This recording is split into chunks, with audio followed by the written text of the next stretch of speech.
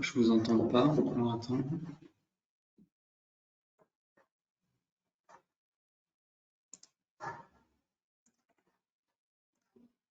Vous pouvez m'envoyer un message pour lui dire qu'on n'entend pas.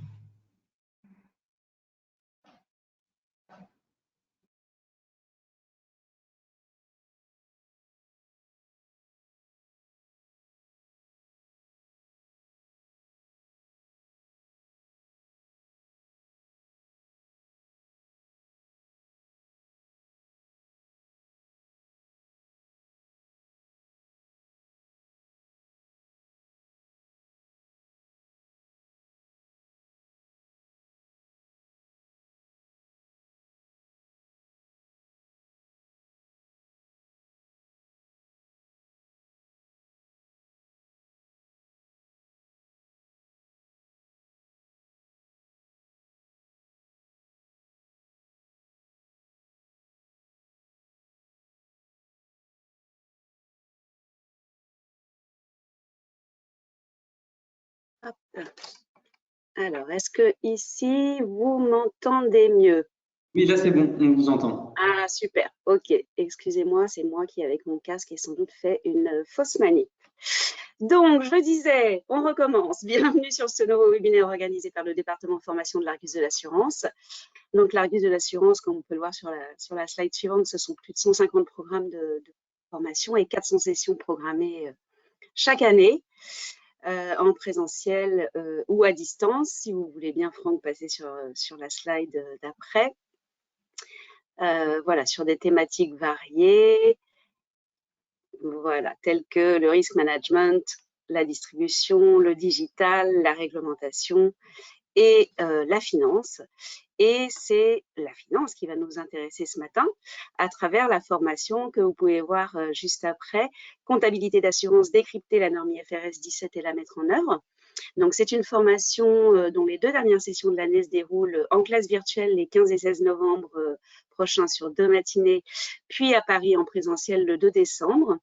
Et une formation qui est animée par le cabinet Actualia qui nous accompagne ce matin et qui est représenté par Franck Boukobza et Maxime Georget de ce même cabinet qui vont nous rappeler les grands principes introduits par la norme et son actualité réglementaire et puis vous donner quelques solutions afin de mettre en œuvre la norme IFRS 17 et mieux comprendre les points de convergence avec les normes existantes et surtout qui sont spécifiques au secteur de l'assurance. Donc voilà, c'est un cabinet d'actuariat conseil. Nous sommes ravis de les accueillir ce matin. Je vais leur laisser la parole. N'hésitez pas à poser vos questions tout au long du webinaire grâce au petit module questions que vous avez via un petit point d'interrogation sur votre écran et je leur relayerai à la fin du webinaire. Merci à tous pour votre présence. Bon webinaire et à tout à l'heure. Je vous laisse la parole. Merci beaucoup. Bonjour à toutes et à tous. Donc, je me présente, je suis Franck Boukobza, associé cofondateur du cabinet Actualia. Et je vais présenter ce webinaire ce matin accompagné de Maxime Georget, qui est consultant manager chez nous également.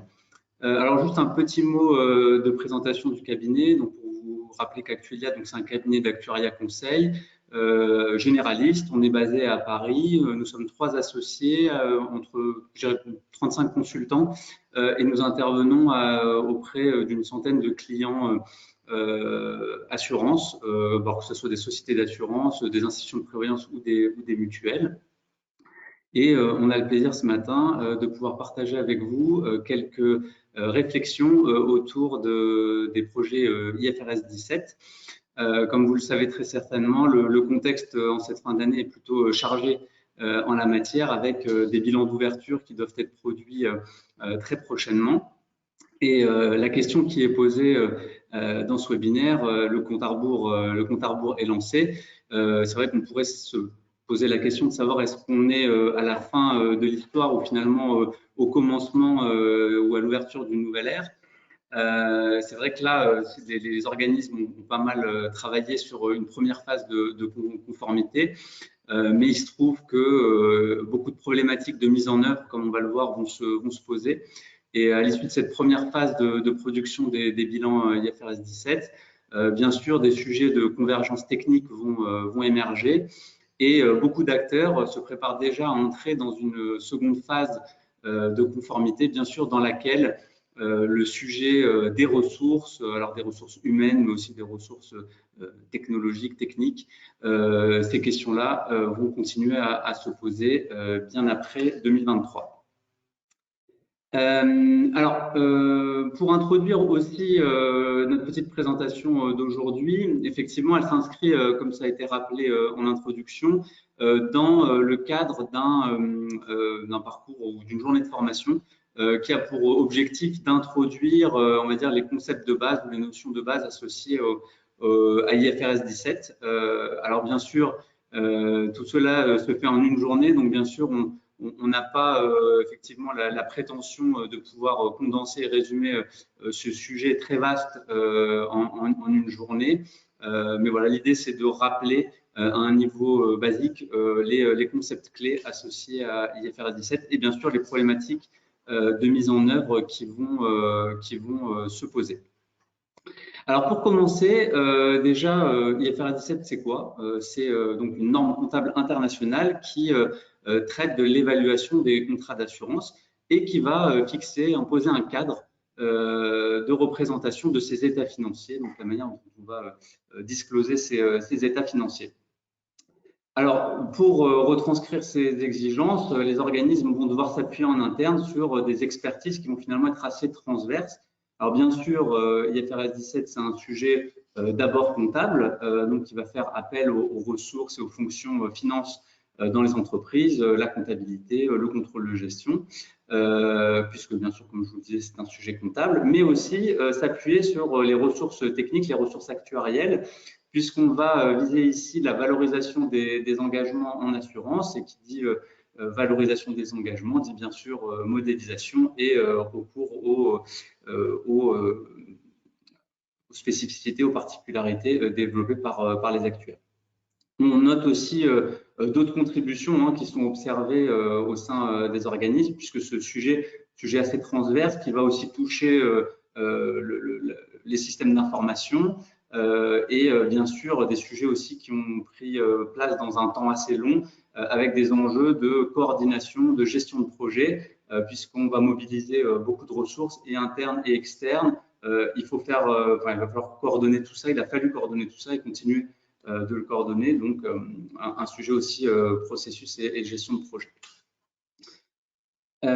Pour continuer, donc comme on le précise ici, IFRS 17, c'est une norme comptable internationale, donc une portée plus large que Solva 2 qui est à l'échelle européenne, et dont l'application finalement a été rendue obligatoire pour la production des comptes consolidés des organismes d'assurance. Alors ici, on ne va pas viser bien sûr tous les organismes qui vont publier des comptes consolidés, mais principalement ceux qui sont cotés sur un marché ou qui peuvent faire appel public à l'épargne, et aussi bien sûr les filiales de maisons mères, notamment les banques assureurs dont les maisons mères sont également assujetties aux IFRS. Alors, en termes de nombre d'acteurs, en France, finalement, on se rend compte que ça va concerner que très peu d'acteurs. On compte moins, je dirais moins de 5% en nombre. Mais bien sûr, en termes de volumétrie et de taille par rapport au chiffre d'affaires que cela représente sur le marché assurantiel français, c'est presque plus que 80%.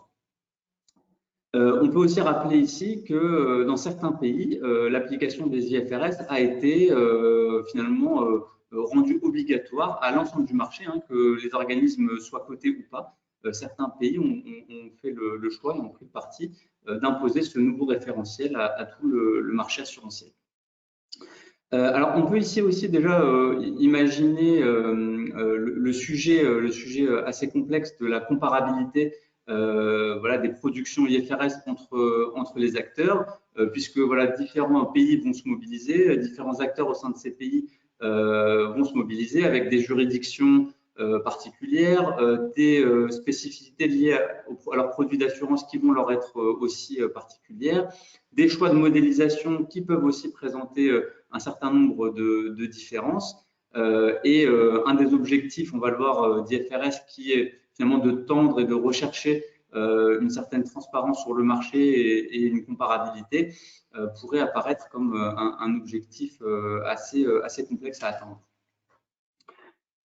Alors, pour poursuivre, on vous a proposé ici un petit point calendrier. Alors, comme vous le voyez, la longueur du calendrier est assez représentative finalement de la complexité de cette norme IFRS pour les assurances.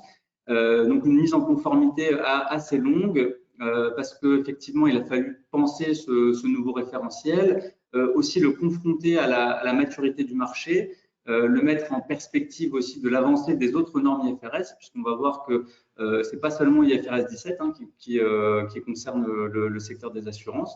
Donc, il a fallu finalement un alignement des planètes assez long et complexe et qui va nous séparer aujourd'hui de 72 jours avant la première application de IFRS 17. Et donc, par rapport à notre message du début, de savoir est-ce que c'est plutôt la fin ou le début de l'histoire, nous sommes convaincus qu'après 2003, une nouvelle ère va s'ouvrir, autant sur les aspects d'homogénéisation des pratiques que finalement sur la manière d'appréhender les sujets courants et d'actualité des organismes d'assurance. D'ailleurs, les institutions qui sont en charge de travailler sur les IFRS vont avoir un rôle assez important à jouer aussi post-2023. On pense notamment à l'IFRIC qui va avoir pour tâche d'apporter encore de nouvelles orientations, finalement de nouveaux éclairages pour tendre et poursuivre à cette voie de l'homogénéisation. En parallèle, on a les commissaires aux comptes qui vont aussi avoir un rôle important à jouer, notamment pour arbitrer les positions qui vont être prises par les différents acteurs sur le marché. Ici, on n'a pas relevé d'autres acteurs qui vont aussi avoir leur carte à jouer. C'est bien sûr l'EFRAG et l'ANC qui vont apporter aussi une vision normative des pratiques comptables et à l'échelle européenne et à l'échelle française.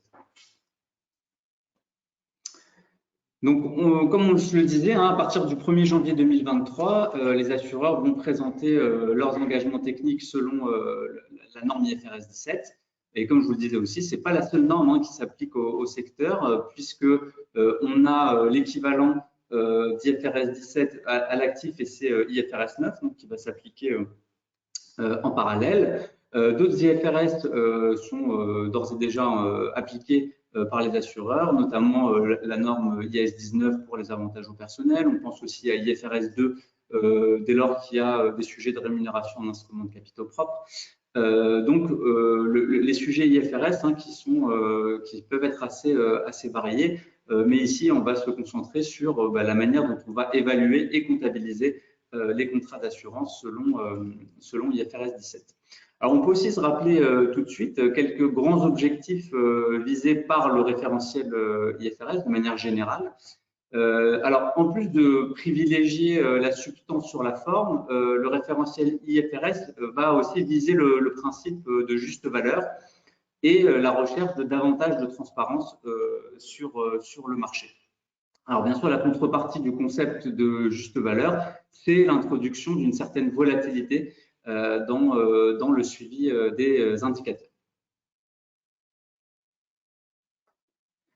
Alors, préalablement à l'application d'IFRS 17, on avait la norme IFRS 4 qui faisait office de normes et de référentiels transitoires.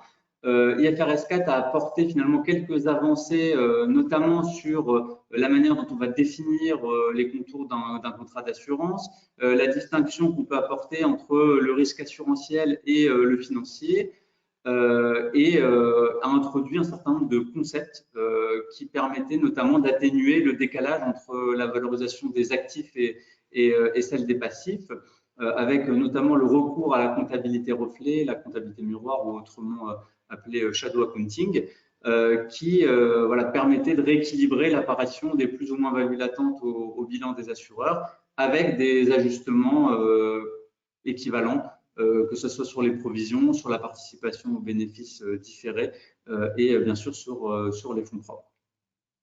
En complément, on avait aussi à mettre en œuvre le test du LAT qui permettait de vérifier à chaque production financière que les engagements n'était pas sous-évalué finalement par rapport au cash flow futur attendu, et pour les assureurs de pouvoir compléter toute insuffisance qui était relevée entre ces deux référentiels.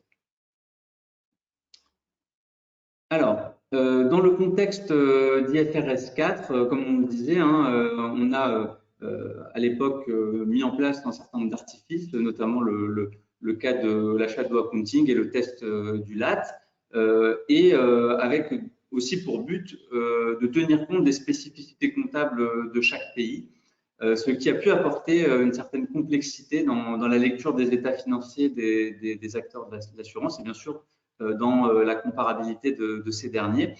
Avec IFRS 17, shadow accounting et LAT seront des artifices qui n'auront plus à prendre place puisque on sera sur des méthodes d'évaluation homogènes.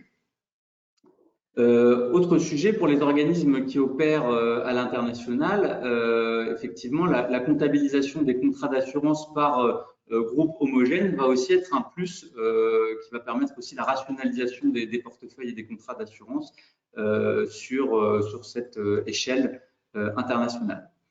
En termes de comparabilité, on a aussi quelque chose de nouveau, notamment sur la comparabilité entre les secteurs. On vise par exemple le cas du traitement des dépôts épargne des assureurs qui vont avoir un traitement particulier au sein du revenu d'assurance selon IFRS 17 et qui sera davantage cohérent par rapport aux pratiques du secteur bancaire. Alors, comme on l'a déjà précisé, IFRS 4 a apporté un nouveau cadre sur la définition et l'appréciation d'un contrat d'assurance et ses contours, avec une distinction de la composante assurance par rapport à celle pure investissement qui va être traitée plutôt conformément à la norme IFRS 9. Et bien sûr, cette classification va avoir toute son importance dans la manière d'appréhender et de valoriser chaque composante. Autre sujet intéressant qu'on a exposé ici, c'est la granularité d'évaluation et de comptabilisation des contrats d'assurance. Les acteurs vont d'abord devoir s'intéresser à la manière dont ils vont regrouper leurs contrats par groupe homogène, puis envisager une segmentation aussi par génération de contrats, et ensuite se prononcer a priori sur la rentabilité de ces contrats. Il va falloir distinguer les contrats qui vont être plutôt générateurs de profit pour l'assureur de ceux qui vont lui procurer a priori un déficit. Et dans le référentiel IFRS, on va appeler ces contrats déficitaires les contrats onéreux. Aussi, dans cette configuration, la classification des contrats va avoir un impact fort sur leur comptabilisation. Notamment, les contrats onéreux vont avoir un impact plus immédiat sur le résultat des assureurs.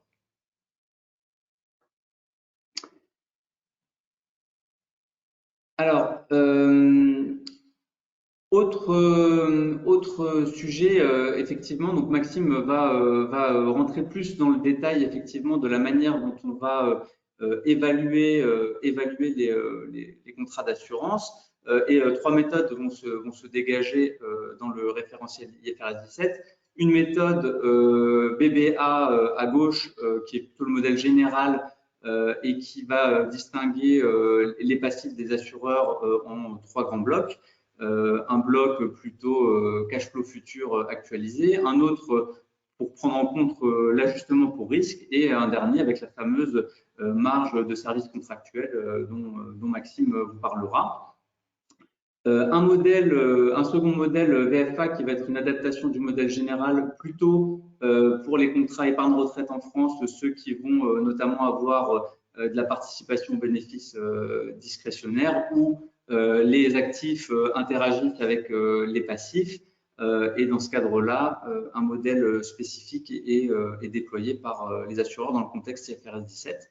Et enfin, un modèle troisième modèle PAA, qui est finalement une simplification du modèle général pour les contrats avec une durée inférieure à 1 an. Donc, on vise ici, par exemple, en France, les contrats annuels et à tacite de reconduction type les contrats IARD ou même les contrats santé, avec une méthode, on va dire, de comptabilisation simplifiée. Donc, je vais passer la parole à Maxime qui va vous donner un peu plus de détails sur ces méthodes.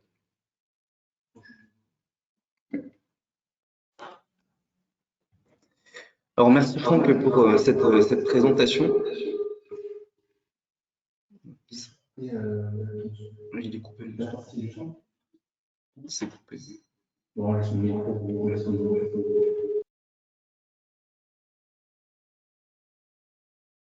C'est bon? C'est bon, mais c'est juste avant. Alors, je pense que Franck, il faut que vous coupiez votre micro et Maxime, pour le coup, que vous activiez le vôtre. Oui, c'est ce qu'on a essayé de faire et ça a fait de l'écho, donc du coup, on va laisser que le mien, comme ça. D'accord, voilà, c'est parfait. Parfait. Ok, très bien. Alors, merci Franck pour cette présentation, pour cette introduction, cette présentation des différents modèles. Moi, ce que je veux vous proposer du coup maintenant, c'est de rentrer plus dans le vif du sujet en s'intéressant justement au passif sous IFRS 17, comment l'évaluer. Et donc, on va plutôt s'intéresser au modèle BPA et BFA. Alors, comme son nom l'indique, justement, la building block approche, ça va consister en une modélisation du passif de l'assureur par bloc, justement. Donc, on va retrouver certaines notions qu'on connaît déjà, notamment l'évaluation des flux de trésorerie futurs, les effets d'actualisation, mais on va aussi intégrer des nouvelles notions. On va retrouver la notion d'ajustement pour risque, qui va venir refléter le caractère incertain, le caractère aléatoire dans l'arrivée, dans la date des flux, mais également dans leur montant. Et on va avoir une notion complètement novatrice, sous IFRS 17, ça va être cette notion de marge de service contractuel qui va venir refléter le profit futur qui est attendu par les assureurs pour la couverture restante, donc pour les sinistres qui ne sont pas encore survenus. Alors Maxime, excusez-moi, je vous interromps 2 minutes. Il faudrait faire le contraire, que vous activiez votre micro et que Franck coupe le sien. Parce que là, on vous entend de trop loin. Donc Franck, vous coupez et Maxime, vous activez. J'active aussi. Voilà, je pense que ce sera mieux. Allez-y. Alors, est-ce que c'est mieux si je fais comme ça?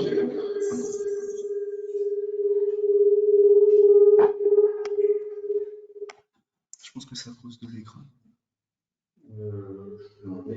On va voir, je sais pas. Est-ce que ça fonctionne comme ça?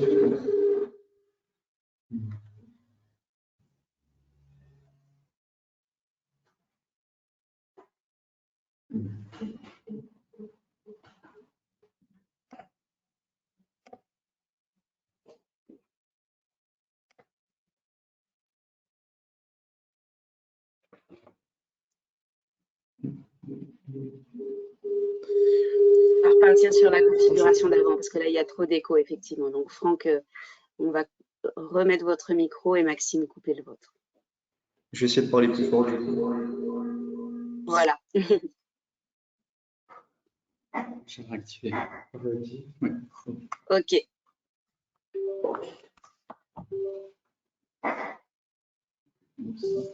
Les aléas du direct. Vous m'entendez ou ça va? On vous entend, mais essayez de parler effectivement un petit peu plus fort. Ok, ça marche. Très bien. Merci. Ouais. Je passe la prochaine. Ok. Alors, du coup, pour évaluer ce passif d'assurance, on va distinguer finalement 2 types de passifs. On va distinguer la couverture finalement des sinistres qui sont déjà survenus, qu'on va appeler LIC, pour Liability of Incurred Claims. Et on va prendre aussi une autre partie de passif qui va être LRT, donc qui va être pour la couverture restante, pour Liability Remaining Coverage. Du coup, cette marge de service contractuel qu'on a évoquée auparavant, et qui va représenter finalement le profit futur qui est attendu, ne va considérer que les passifs qui sont en LRC et qui concernent donc uniquement la couverture restante.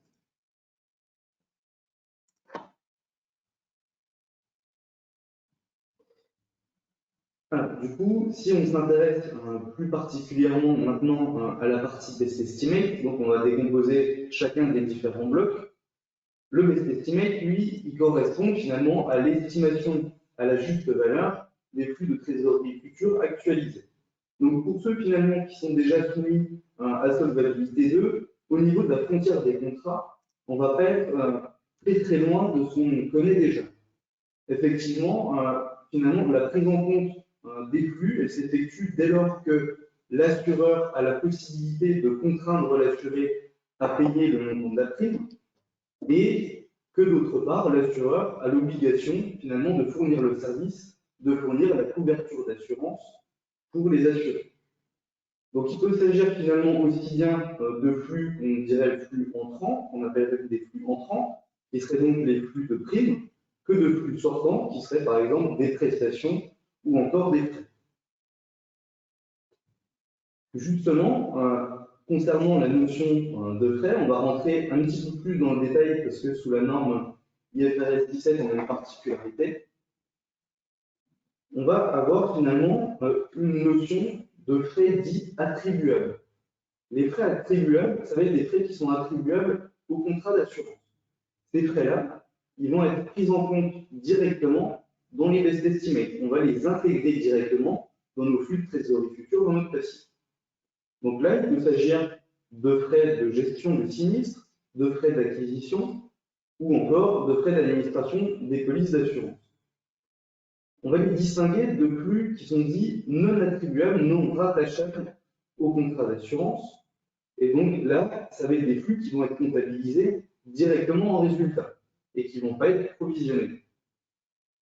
Ces frais-là, ça peut être des frais de formation ou alors ça peut être des frais, par exemple, qui sont rattachés au développement de certains produits. Alors c'est vrai, IFRS 17 va laisser finalement une certaine liberté dans l'appréhension de ce sujet de frais attribuables ou non au contrat d'assurance, mais c'est un sujet finalement qui a son importance. Ça a son importance pourquoi? Parce que justement, d'après ce qu'on s'est dit, c'est que les frais qui sont rattachables au contrat d'assurance, ils vont intégrer les best estimates. Donc ils vont venir alourdir les best estimates. On a deux approches qui vont être possibles pour la modélisation de ces frais. Donc on va avoir d'une part une méthodologie qui serait un petit peu calquée finalement sur ce qu'on peut retrouver en norme sociale, donc qui réattribuerait les frais rattachables selon ce qu'il y a en norme sociale. Un petit peu ce qu'on s'est dit auparavant, les frais rattachables, ce seraient des frais d'acquisition, d'administration ou de gestion des sinistres. Et les frais non rattachables, ce seraient donc tous ceux qui sont non inhérents au contrat d'assurance, donc tout ce qui est frais de gestion des placements ou encore les autres charges techniques. Donc ça, c'est la première méthodologie, qui paraît aussi la plus simple, qui permet d'éviter finalement une certaine surcomplexité dans la modélisation des frais. La deuxième méthodologie qui peut être employée, ça va être une analyse dans la répartition finalement de notre classe 9 en créant des clés de répartition des frais et en les réallouant. C'est un travail qui est un petit peu plus coûteux pour les assureurs et qui semble donc être un petit peu plus complexe également dans la mise en œuvre.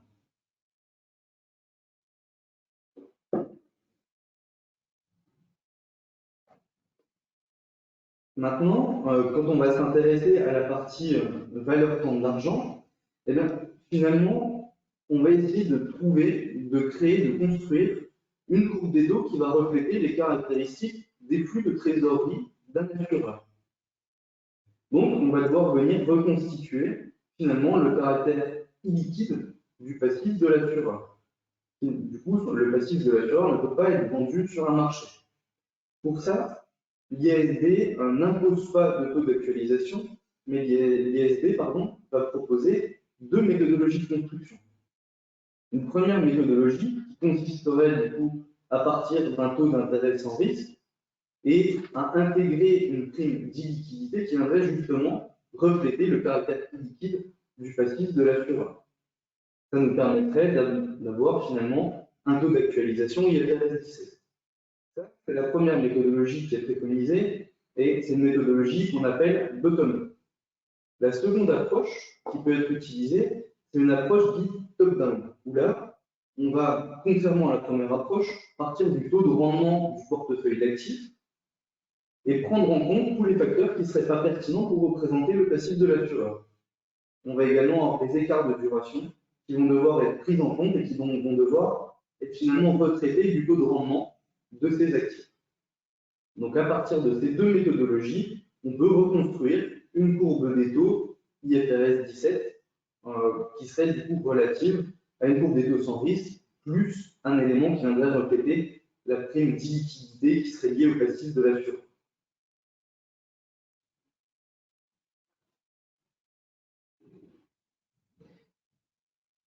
Alors, maintenant qu'on a vu cette notion, on va passer au deuxième bloc. Le deuxième bloc, c'est l'ajustement pour risque. On a dit que cet ajustement pour risque, finalement, il venait refléter l'incertitude qui est liée au montant, donc au montant des flux de trésorerie qu'on vient de voir à l'instant, mais également à la date d'arrivée de ces flux et à la date de paiement de ces flux. Pour ça, la norme IFRS 17 ne donne pas finalement de prérogative, on n'a pas de contraintes sur le sujet, si ce n'est qu'il doit y avoir certains critères pour évaluer la marge, pour évaluer cette marge pour risque, cet ajustement pour risque, à savoir qu'elle doit être d'autant plus élevée que le risque est peu fréquent mais grave, que les contrats sont sur une longue durée et qu'il y a de nombreux inconnus finalement dans notre estimation des flux de trésorerie futurs. Donc ça, c'est la seule chose que nous dit la norme. Maintenant, on a quelques pratiques de place. Ces pratiques de place, ça va être du coup, alors, ça va être soit, d'une part, recycler les éléments qu'on a déjà sous la norme solvabilité 2. Donc, sous solvabilité 2, on a une méthode du coût du capital qui nous permet finalement d'avoir notre marge pour risque, pour ne pas employer le même terme que de la norme IFRS 17, c'est un ajustement pour risque. Donc, on a possibilité de recycler cette méthodologie du coût du capital. Néanmoins, en la réadaptant, puisqu'on a vu, comme l'a présenté Franck tout à l'heure, qu'il faut avoir une vision à l'analyse groupe de contrat. Donc, on va isoler une marge, enfin un ajustement pour risque selon le groupe de contrat. Et en plus, on va devoir réadapter cette marge de risque solvabilité 2 par la contrainte de la courbe des taux qui vient changer par rapport à la norme solvabilité 2. Donc ça, c'est la première option qui est possible pour les assureurs. Et ça va être du coup un recyclage pour ceux qui utilisent solvabilité 2. Donc ça va avoir un certain gain de temps dans l'estimation. La deuxième méthodologie qui peut être abordée par les acteurs du marché, ça va être réaliser des proxys à partir de la formule standard également. Dans la formule standard, quand on vient choquer le best estimate, on vient augmenter le best estimate en vision centrale pour tout ce qui dépend des dates de mortalité.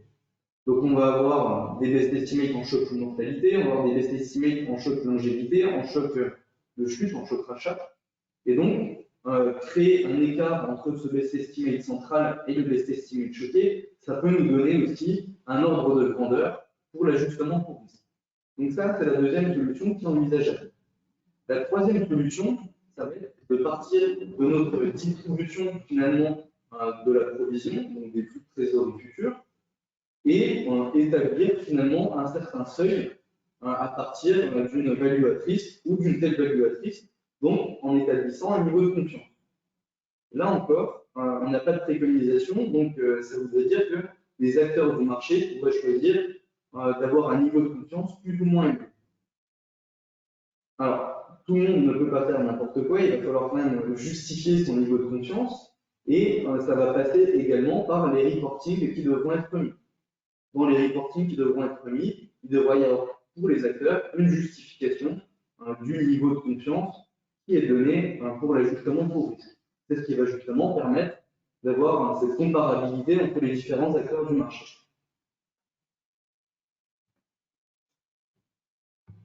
Donc on a vu nos trois méthodologies pour l'ajustement pour risque.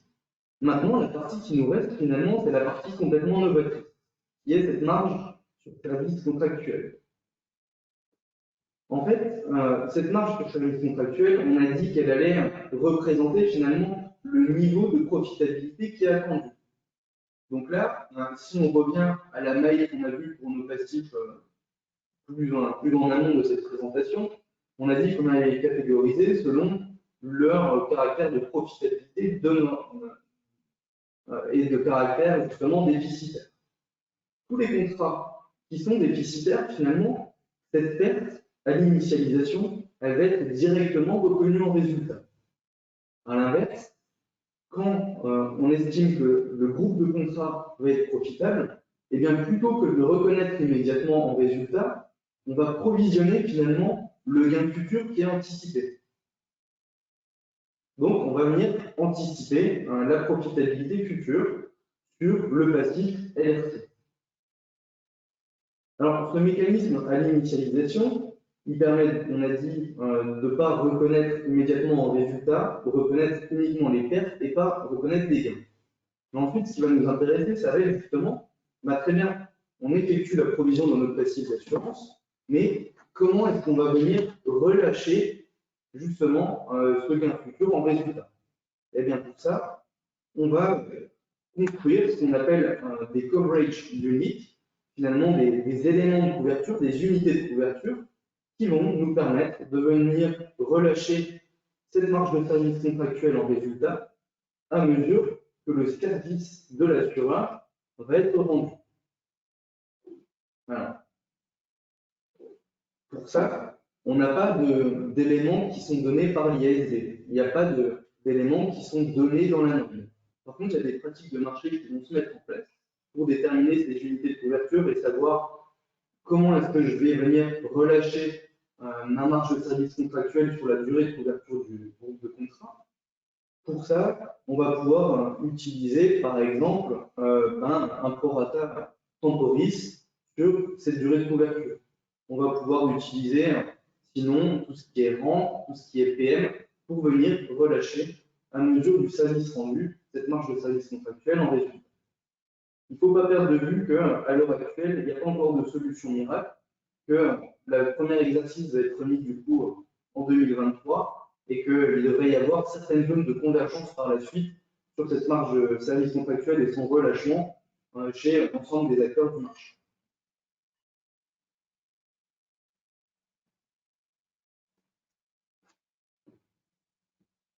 Alors, maintenant, une fois qu'on a vu ces différents éléments, donc on a parlé justement du Zero Day One Profit, qui consiste justement à venir bloquer à l'initialisation le profit et à le reconnaître. On a également évoqué le sujet de la coverage unit, des unités de couverture qui vont permettre d'amortir finalement la CSM qui est stockée en résultat. Donc, on a pu établir finalement notre passif d'assurance. Maintenant, on va s'intéresser à la partie compte de résultat. Comment est-ce qu'on va matérialiser notre compte de résultat sous la norme IFRS 17? Alors pour ça, comme l'a dit Franck tout à l'heure, l'idée c'est vraiment de venir isoler ce qui résulte de la partie assurantielle par rapport à ce qui résulte de la partie financière. Alors dans la partie assurantielle, on va retrouver bien entendu nos écarts d'estimation, nos écarts entre ce qui était attendu et ce qui est réalisé, donc en termes de prestations et en termes de frais. Mais on va aussi avoir finalement tout le relâchement qui va être lié à notre ajustement pour risque et à l'amortissement de la marge de service contractuel. Donc là où on considère les contrats qui sont dits profitables et pour lesquels on va venir justement amortir cette profitabilité dans le temps. Maintenant, on a également une deuxième partie qui va être les pertes. Et ces pertes-là, finalement, ça va être pour les contrats qui sont onéreux à leur initialisation et pour lesquels, plutôt que de considérer une marge de service contractuelle qui serait négative, eh bien, on va venir considérer immédiatement les pertes dans le compte de résultat. Donc ça, c'est pour la partie résultat du service d'assurance. Maintenant, on a une deuxième partie qui est la partie résultat financier. Alors, cette partie résultat financier, comme l'a dit Franck, on est dans un environnement où on a plusieurs normes IFRS Et donc, on parlait tout à l'heure de la partie active, où pour cette partie-là, on a IFRS 9 qui vient donner les prérogatives.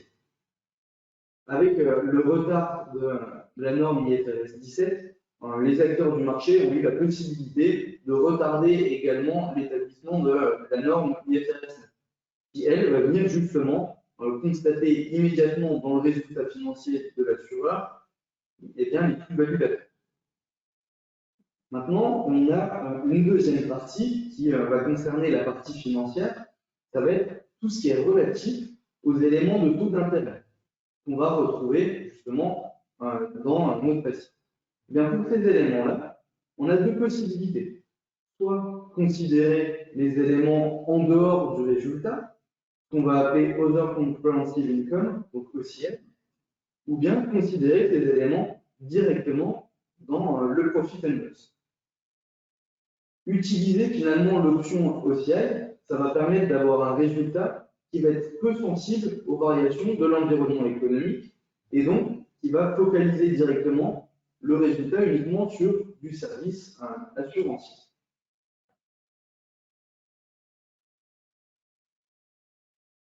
Donc ça, c'est ce qu'on vient de se dire à l'instant. Du coup, l'option OCI va permettre de se focaliser uniquement sur le service qui est rendu, donc sur la qualité de la souscription, et ça va permettre d'isoler tout ce qui est impact de l'environnement de taux. Et donc, surtout dans les conjonctures actuelles, je pense que c'est important de pouvoir isoler cet effet ou bien capter ce qui est uniquement relatif à du résultat assurantiel. Donc on a fait le tour, on a vu comment est-ce qu'on constitue notre passif sous IFRS 17. On a vu qu'on avait une nouvelle architecture en matière de compte de résultat, donc segmentant la partie service d'assurance de la partie financière. Maintenant, ce qui est intéressant de voir aussi, c'est un petit peu les synergies qu'on peut avoir en matière de rapprochement entre IFRS 17 et solvabilité 2. Effectivement, comme l'a déjà dit Franck tout à l'heure, c'est un chantier qui est assez vaste, c'est un chantier qui a demandé beaucoup d'années pour être mis en œuvre. Il n'y a pas encore de solution miracle sur l'ensemble des sujets, et donc tout ce qui peut être recyclé de la norme solvabilité 2, ça peut intéresser les assureurs parce que ça peut leur éviter d'avoir un surcoût complémentaire qui soit trop important. Alors, si on s'intéresse aux différents périmètres, si on fait certains rapprochements, on voit que par exemple, sous la norme solvabilité 2, on avait tendance à parler uniquement de line of business, de regrouper les contrats par groupe de risque homogène. Maintenant, pour IFRS 17, là, on va nous demander d'aller beaucoup plus loin. On va nous demander d'aller beaucoup plus loin dans la mesure où on va regrouper à une maille beaucoup plus fine les contrats. On va parler de portefeuille de contrats, donc de groupe homogène, de cohorte, donc de caractère lié à la dette de souscription, mais également de profitabilité du contrat. Donc déjà, en amont du contrat, on va demander aux assureurs d'estimer la rentabilité de ce contrat-là. Donc, en termes d'architecture des données, en termes de reconstitution des données, on a un niveau qui est beaucoup plus fin maintenant que la norme solvabilité 2. En matière de frontières des contrats, comme on l'a dit tout à l'heure, on est relativement proche. On va parler de date d'engagement d'assureur sous solvabilité 2, alors qu'on va parler de période de début de couverture du groupe de contrat sous IFRS 17. La nuance est relativement fine, tout du moins sur la partie non fine. Pour la partie flux de trésorerie, donc là, encore une fois, on est sur une notion qui est plutôt proche entre la norme solvabilité 2 et la norme IFRS 17. Maintenant, le grand changement, ça va être sur la reconnaissance du profit. Effectivement, sous solvabilité 2, le profit, il va être immédiatement reconnu. Il va être immédiatement constaté. Sous la norme IFRS 17, à l'inverse de la norme solvabilité 2, eh bien, finalement, on va amortir dans le temps notre profit. On a un profit à l'initialisation qui va être provisionné, qui ne va pas être constaté et qui va être relâché à mesure que les services vont être rendus sur la durée de couverture du contrat. Enfin, on a le taux d'actualisation. Ce taux d'actualisation, eh bien, sous la norme solvabilité 2, il est donné, il est fourni et on va utiliser la courbe des taux sans risque qui est donné par le IEPA. Maintenant, sous la norme IFRS 17, on n'a pas de préconisation. On a deux méthodologies qui sont à utiliser. On a vu tout à l'heure l'approche bottom-up ou l'approche top-down. Les objectifs, ce qui va dissocier complètement la norme solvabilité 2 de la norme IFRS 17, et donc ça, c'est un petit peu pour conclure sur les synergies qu'il pourrait y avoir entre ces deux normes, eh bien, les objectifs ne sont pas du tout les mêmes. Sous solvabilité 2, l'objectif, ça va être d'homogénéiser les pratiques sur le marché assurantiel européen et de créer des indicateurs qui vont être des indicateurs prudentiels. À l'inverse, sous la norme IFRS 17, l'idée, ça va être de fournir une information pour les investisseurs. L'objectif va donc être, finalement, de créer un référentiel financier et assurantiel.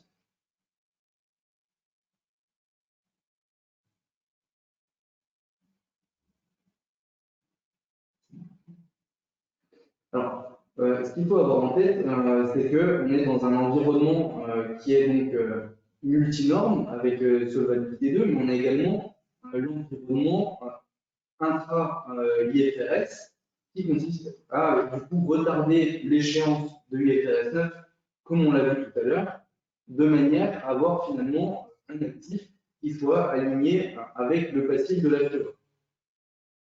Donc on a vu par exemple que la norme IFRS 9 va venir finalement constater directement les plus-values à l'actif, ce qui n'était pas le cas auparavant quand on était sur des normes sociales.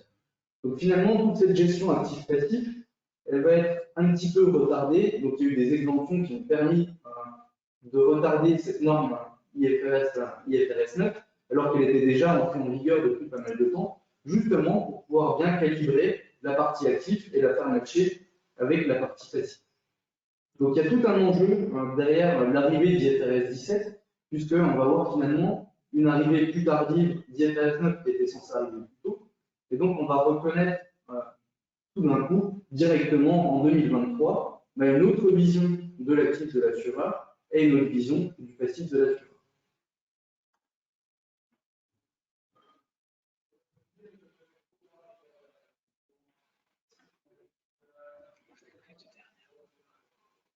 Alors, pour ce faire, on va avoir du coup trois approches qu'on va pouvoir opter.